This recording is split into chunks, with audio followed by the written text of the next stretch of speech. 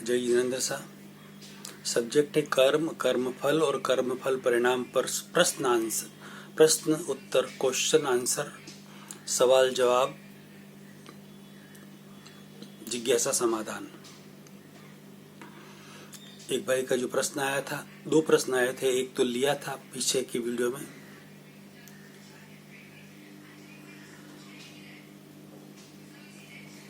अब थोड़ा उसको डिटेल में और समझते हैं जो हम पूजा करते हैं। यदि मेरे प्यारे भाइयों और बहनों, लास्ट मैंने कहा था कि हम कोई भी मूर्ति की पूजा करेंगे, कोई भी मूर्ति की, फिर भगवान की हो, देवी देवता की हो, तो इस मूर्ति को, कौन सी, ये आपकी जो मूर्ति है ना, ये भी मूर्ति है, आपका शरीर एक मूर्ति ही है, उसको फल मिलेगा, यानी कि लौकिक फल ही हुआ, राइट। और आत्मा की पूजा करेंगे, आत्मा को जानकर आत्मा की पूजा करेंगे। जो मूर्ति है वो जो परमात्मा है, जो आत्मा है, रूपी परमात्मा हो चुके हैं, उनको जानकर, हमारी आत्मा को जानकर आत्मा की पूजा करेंगे तो वह हमारे आत्मा तक पहुंचेगी और आत्म कल्याण के मार्ग में हम आगे बढ़ पाएंगे, मोक्ष की ओर आगे बढ़ पाएंगे, मुक्ति की ओर आगे बढ़ पाएंगे। हाँ, बाकी बाहरी कोई भी शुभ क्रिया करने से आपको लौकिक सुख शांति होगी, यदि पीछे की कोई लिंक है तो ही होगी, और नहीं है तो अगले भाव में होगी। हाँ, यहाँ पर आपने पूजा की, आरती की, डेली करते होंगे, तो उसका फल आपको, ये स्थूल है, स्थूल पूजा की आपने, भाव पूजा तो अंदर से होती है। स्थूल पूजा की, स्थूल पूजा का फल इधर ही मिलेगा। कैसे मिलेगा? जिस समय आप पूजा कर रहे हैं उस समय आपको अच्छा लग रहा है, मैं पूजा कर रहा हूँ, 5 मिनट, 10 मिनट, 15 मिनट, आधा घंटा, जो भी आप समय मंदिर में बिताते हैं, वो घंटा भर आपको बहुत अच्छा लगता है। दूसरा, उसका परिणाम किसी के लिए, किसी के जीवन में पूरे दिन तक उसको अच्छा लगता है, रहता है उसका परिणाम। किसी को तो मंदिर से बाहर निकले और हो गया पूरा, क्योंकि अंदरूनी भाव नहीं थे, इसलिए वो आगे नहीं चलता है। स्थूल का स्थूल में ही, इधर ही फल हमको मिलेगा, ये फाइनल है, और सूक्ष्म का फल आगे मिलेगा। भाव क्रिया का फल हमें अगले भाव में मिलेगा, और स्थूल क्रिया का फल इधर ही मिलेगा, उसी समय मिलेगा। कुछ समय बाद भी मिल सकता है, कुछ महीनों बाद भी मिल सकता है, वो सब आपके भाव के ऊपर आधार है। आप पूजा कर रहे हैं मंदिर में जाकर, भगवान की या और कोई देवी देवता की, पूजा करते करते बाहर आपने शूज खोल कर आए हैं, चप्पल XYZ जो भी, यार बहुत ही महंगी कंपनी के हैं, 6,000 7,000 में तो आए हैं वो, और अभी भी नया नया लाया हूं मैं, 8-10 हजार के भी आ सकते हैं। ये कर कोई ले जाएगा तो ये भाव है, तो आप पूजा तो कर रहे हैं वहां पर, और आपका चित्त चंपल, सैंडल या बूट के अंदर लगा हुआ है, हो सकता है ना सर, ये शुभ भाव हो गए, कोई मतलब नहीं उसका पूजा करने का। बाहरी पूजा हुई, उसका फल भी मिलेगा आपको, भले आपके अंदर अशुभ भाव है तो भी उसका फल मिलेगा आपको। क्या मिलेगा? आपके अड़ोस पड़ोस वाले, वहां पर जो रोज आपको देखते हैं पूजा करने आने वाले, सब कहेंगे हाँ ये भाई तो रोज पूजा करने आते हैं, बहुत ही धार्मिक है, ये फल आपको मिलेगा। बस इतना ही, बहुत धार्मिक है, रोज आते हैं। पता नहीं आपके मन में क्या चल रहा है उस समय। आप मूर्ति की पूजा करते करते आपके बूट चप्पल और सैंडल की भी पूजा करने आपका चित्त उधर चला गया। हो सकता है आपका चित्त आपके ऑफिस में, धंधे में, दुकान में कहीं भी चला जाए। उगरानी नहीं आ रही है, कलेक्शन नहीं हो रहा है तो वहां पर किसी के साथ चला जाए। कल किसी के साथ झगड़ा हुआ, कोई बात हुई तो वो बात याद आ जाए और 10 मिनट उसी के अंदर निकल जाए। रोज की आदत है जैसे शर्ट पहनते हैं, पैंट पहनते हैं तो हम बात भी करते रहते हैं, फोन पर भी करते रहते हैं और किसी से बात करते रहते हैं और बटन जड़ते रहते हैं, बेल्ट लगाते रखते हैं और कपड़ा अपने आप हम पहन लेते हैं। ये रोज का नियम है हमारा। तो उसी रोज की आदत के अनुसार व्यक्ति अपना कार्य करता है, उसी तरह वो पूजा भी एक रोज की आदत की तरह होती रहती है और चित्त और कहीं भटकता रहता है। होता है ना ऐसा यदि होता है तो भाइयों, जो अंदर आपका भाव है उससे अगले भाव का बंधन होगा, यानी कि अशुभ बंधन होगा। अशुभ क्रिया में यदि आपका चित्त चला गया तो, और आपका चित्त कथनी और करने की समानता पूर्वक है, आपका चित्त उधर ही है, तो बाहर भी पूजा कर रहे हैं शुभ और अंदर भी शुभ, बहुत अच्छा फल मिलेगा आपको। इस शरीर के लिए लौकिक सुख शांति आपको बहुत अच्छी तरह से मिलेगी। तो एक बात का तो ये उत्तर मैंने आपको दे दिया। अब समझ के करना कि क्या करना है। हमें पूरी कोशिश करना, हम 5 मिनट 10 मिनट 15 मिनट ही तो ये पूजा वगैरह करते, मंदिर जाते आते रहते हैं। मैक्सिमम कोई आधा घंटा, ज्यादा तो नहीं होता होगा। तो उतने समय के लिए हम कोशिश करके चित्त यदि कहीं चला भी जाए हमारा तो दोबारा उधर ही लाएं और उसी में हम एकाग्र तल्लीन रहकर शुभ कार्य करो। अशुभ कार्य की जगह शुभ कार्य करना उचित है। अशुभ और शुभ में से शुद्ध में आना, यानी कि आत्मा में आना। अशुभ और शुभ, अशुभ से आप पहले अशुद्ध में थे, फिर अशुभ में आए, फिर शुभ में आए, शुभ और शुभ से अब शुद्ध में आना है। शुद्ध में आने का मतलब आत्मा में आना, आत्मा से आत्मा की पूजा करना, तो वो आपके आत्मा के अकाउंट में क्रेडिट होगा। और मूर्ति की पूजा जो आप कर रहे हैं वो इस मूर्ति के अकाउंट में क्रेडिट होगा। इस मूर्ति, वो मूर्ति आपको अच्छी मिलेगी, स्वास्थ्य अच्छा मिलेगा, धन धान्य मिलेगा। कब? अगले भाव में। आपके जो भाव है ना उसके अनुसार। इस भाव में तो आपको थोड़ी देर सुख शांति माला वाला गिनेंगे, पूजा करेंगे तो पूरे दिन उसका असर रहेगा। थोड़ा किसी को घंटा 2 घंटा रहेगा, किसी को 4 घंटा रहेगा, उसका असर रहेगा। और कोई सूक्ष्म एविडेंस बाकी रहा तो पूरा हो जाएगा। यहाँ पर आपको थोड़ा लौकिक सुख शांति और बढ़ जाएगी। बाकी अंदर जो भाव है उसका परिणाम आएगा आपको अगले भाव में। बाकी वो तो सारी प्रतिक्रिया है, क्रिया मत समझना, ये ध्यान देना सारी बातें। पूर्व में जो कर्म करके आए हैं आप, उसका फल आप पूजा कर रहे हैं, माला पहना रहे हैं किसी को, मूर्ति को, या किसी को गाली दे रहे हैं, या पत्थर मार रहे हैं, अशुभ कर रहे हैं, वो सारा कर्म फल है। और उसका परिणाम, अच्छा करने का परिणाम भी अच्छा मिलेगा। और किसी को मारा, गाली दी तो उसका परिणाम जो आएगा ना, उसको कर्म फल परिणाम कहते हैं। किसी को मारा, गाली दी, अपमान किया तो वो भी करेगा ना आपको, वो उसको कहते हैं कर्म फल परिणाम। और वो धीरे धीरे कम हो जाएगा इसी भाव में। ये क्लियर हुआ? थोड़ा इसको और डिटेल में समझ लेते हैं, फिर दूसरा प्रश्न लेते हूं उन्हीं भाई का। जैसे आप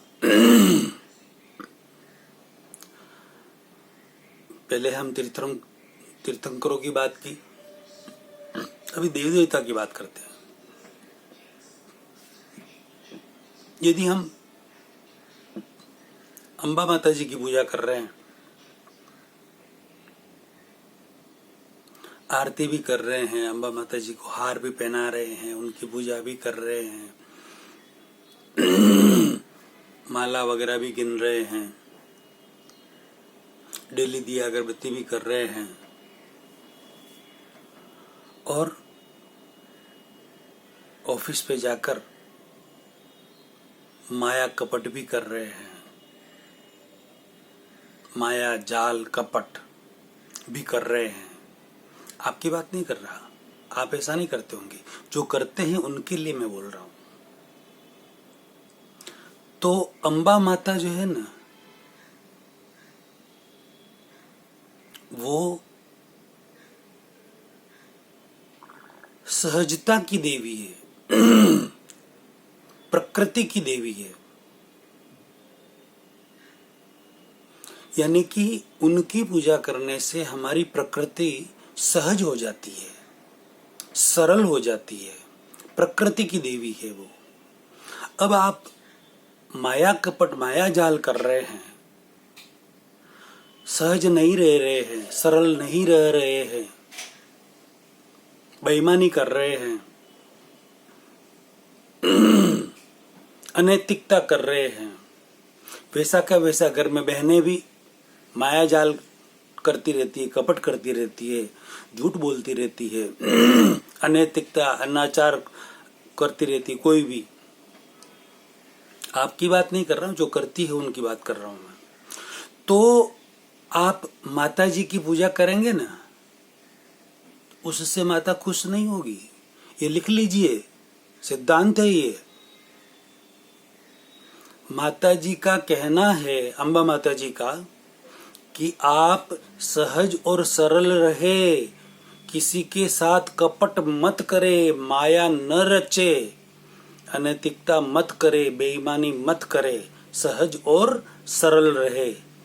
आप मानव हो, मानवता रखो, इंसान हो, इंसानियत रखो।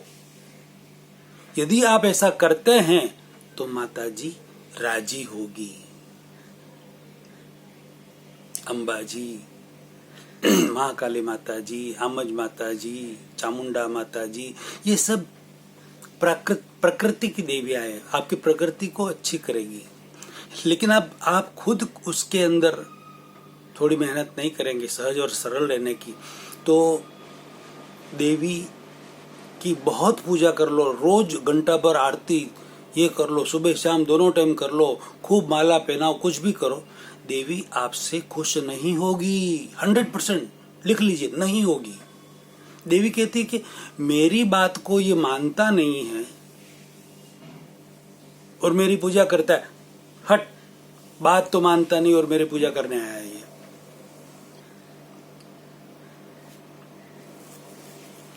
इसी तरह यदि हम माँ सरस्वती की पूजा कर रहे हैं विद्या के लिए,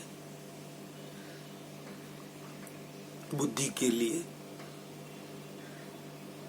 और घर में भी बाइयां और भाइयां जो भी बोलते हो, झूठ बोलते हैं, हम झूठ बोलते हैं और झूठ बोलकर किसी का दिल दुखाते हैं। कुछ भी उल्टा सीधा बोलकर, झूठ नहीं भले उल्टा सीधा बोलकर, गाली गलौज देकर या टोंट मारकर किसी का दिल दुखाते हैं, किसी का भी दिल दुखाते हैं।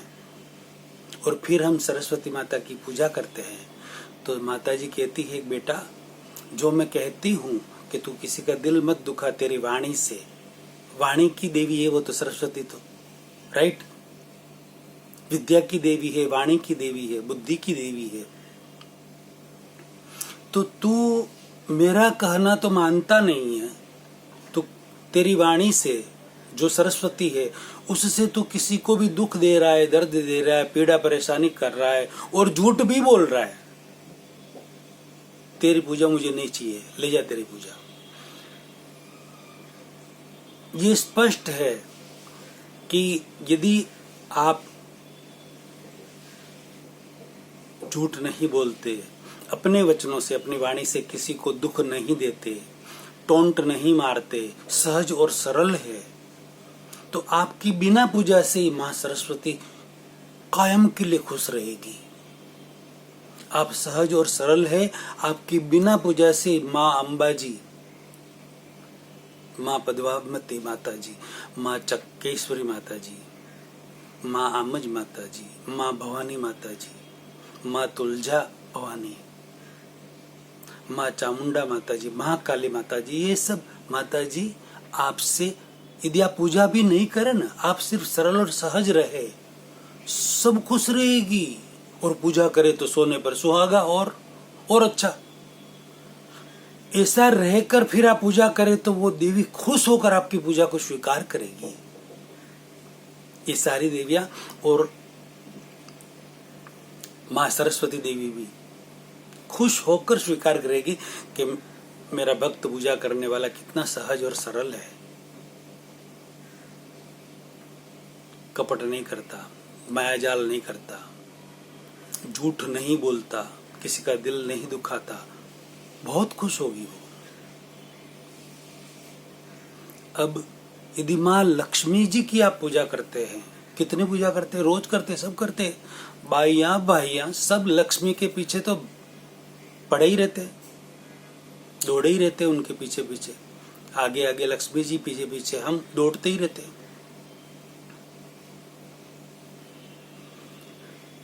डेली दिया, अगरबत्ती, लक्ष्मी जी की आरती वगैरह, फोटो, वो लक्ष्मी जी के मंदिरों में जाना, दर्शन करना, आरती करना, रोज ये करना वो करना कि माँ लक्ष्मी हमारे पर प्रसन्न हो जाए।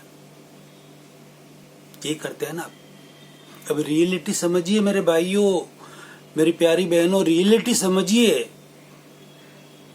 कि क्या करने से माँ लक्ष्मी जी खुश होती है, क्या करने से माँ सरस्वती जी खुश होती है, क्या करने से माँ अंबा जी वगैरह सारी देवियां खुश होती है। सबकी तो पहले बात होगी, अब महालक्ष्मी जी की बात कर रहे हैं। तो महालक्ष्मी जी की जो बात कर रहे हैं, तो महालक्ष्मी जी का नियम है, जैसे अंबा माता जी का नियम है कि व्यक्ति की प्रकृति सहज होनी चाहिए, नियम है उनका, कपट मायाजाल नहीं रचना चाहिए, तो वो माता खुश रहेगी। माँ सरस्वती जी का नियम है कि वो वाणी की देवी है, विद्या की देवी है, तो व्यक्ति, माँ सरस्वती का नियम है कि व्यक्ति झूठ न बोले,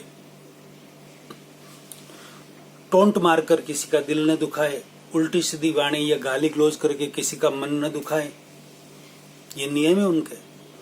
माँ लक्ष्मी जी के भी नियम है। यदि उन नियमों को हम पालते हैं, ध्यान देते हैं और अपने जीवन में अपनाते हैं और फिर लक्ष्मी जी की पूजा करते हैं, तो लक्ष्मी जी बहुत खुश होगी, बहुत खुश होगी और आपको आशीर्वाद भी देगी, आपकी रक्षा भी करेगी। वो नियम कौन से है महालक्ष्मी जी के?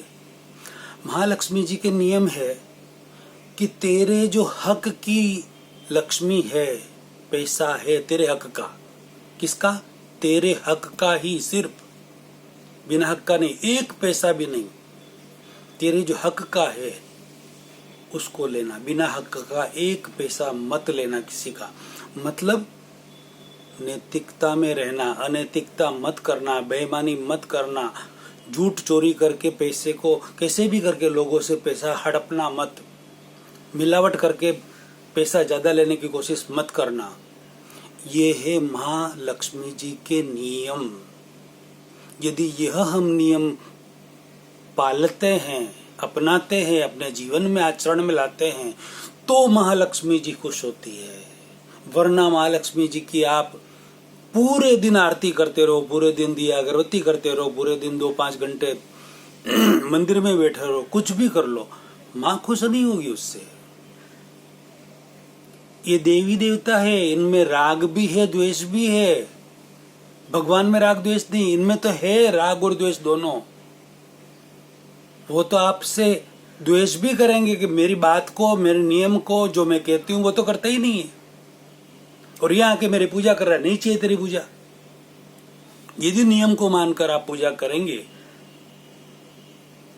अनैतिकता का पैसा नहीं लेंगे 1 रुपया भी, और जिसका देना है उसका देना, जिसका लेना है उसका लेना, ईमानदारी रखेंगे, मानवता रखेंगे, मानव हो मानवता रखो, इंसान हो इंसानियत रखो, आपके हक का ही आपको लेना है, फिर वह पैसा हो या और कुछ भी हो, आपके हक की। आपने यदि शादी की हुई है तो आपके हक की आपकी पत्नी है ना,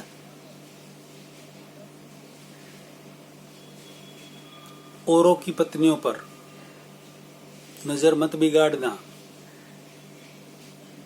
आपकी बात नहीं कर रहा हूं मैं, जनरल बात कर रहा हूं मैं, मेरे प्यारे भाइयों और बहनों सबकी बात कर रहा हूं मैं। किसी भी पर औरत पर, आपके हक की आपके घर पर है ना, तो औरों की औरत पर नजर मत बिगाड़ना। किसी की औरत पर, किसी की बहन पर, बेटी पर, माँ पर अपनी नजर मत बिगाड़ना, अपने भाव विचार मत बिगाड़ना। ये महालक्ष्मी जी के, माँ सरस्वती जी के और सारी माताओं के, माँ अम्बा जी का बहुत बड़ा नियम है। यदि इस नियम को हम नहीं स्वीकार करते हैं, नहीं अपने जीवन में अपनाते हैं, तो कोई माता जी, कोई देवी देवता खुश हो ही नहीं सकते, कभी नहीं हो सकते। आप कितना भी धर्म भी कर लो तो भी खुश नहीं हो सकते, कुछ भी कर लो तो भी खुश नहीं हो सकते।